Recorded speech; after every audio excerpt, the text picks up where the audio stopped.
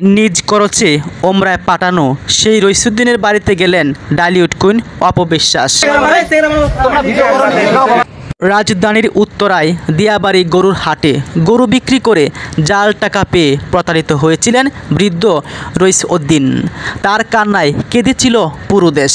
সেই ঘটনা নজরে এসেছিল চিত্রনায়িকা অপবিশ্বাসের। নিজ খরচে তিনি রইসউদ্দিনকে সৌদি আরব পাঠান পবিত্র ওমরা পালন করতে। সেই রইসউদ্দিন ওমরা পালন করে ফিরেছেন দেশে, আর তার আমন্ত্রণে অপবিশ্বাস আজ গিয়েছেন তার গ্রামের বাড়িতে। আজ মঙ্গলবার 19শে আগস্ট অপুর ফেসবুক আইডি থেকে একটি লাইভ করা হয়, যেখানে অপবিশ্বাসকে রইসউদ্দিনের বাড়িতে প্রবেশ করতে দেখা যায়।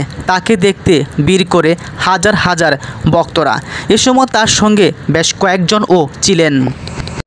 সরাসরি সম্প্রচার করা সেই লাইভে রইসউদ্দিনকেও দেখা গেছে অপবিশ্বাসের পাশে। অভ্যর্থনা জানিয়ে ওনার নিজ বাড়িতে নিয়েছেন অপবিশ্বাসকে। আশেপাশের মানুষজনও অপবিশ্বাসকে দেখতে ভিড় জমায়। লাইভের ক্যাপশনে অপু লিখেছেন, রইসউদ্দিন চাচার সাথে সাক্ষাৎ।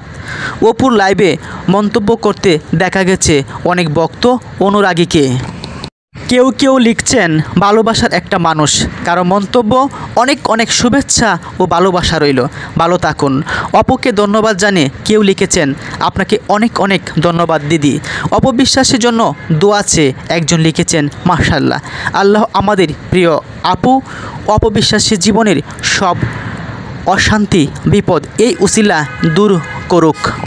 ইয়ার পূর্বে এই রইসউদ্দিন কুরবানির হাটে ঈদের সময় আলোচনায় উঠে আসেন।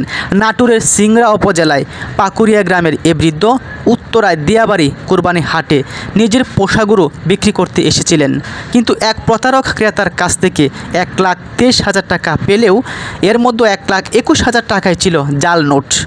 প্রতারণার এই মর্মান্তিক ঘটনার পর হতাশায় কেঁদেছিলেন, যা ছড়িয়ে পড়েছিল সামাজিক মাধ্যমে।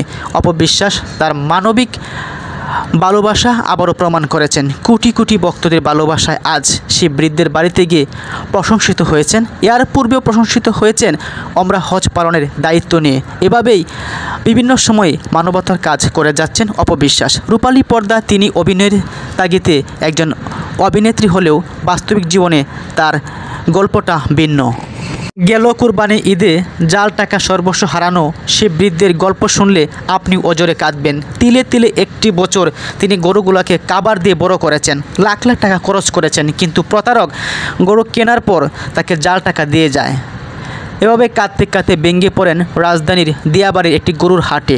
কোটি কোটি ভক্তরা কেঁদেছিল তার সঙ্গে। বিশ্বাস চেয়েছিল সমপরিমাণ জাল টাকা ফেরত নিয়ে তিনি অরিজিনাল আসল টাকা দেবেন, তবে অনেকেই টাকা পাঠিয়েছেন চাচার জন্য, যার ফলে তিনি ওমরা হজ পালনের খরচটা বহন করেন। অবশেষে চাচার স্বপ্ন পূরণ হলো। অপবিশ্বাসকে দাওয়াত করলো তার বাড়িতে, তিনিও হজ পালন করে বাড়ি ফিরেছেন।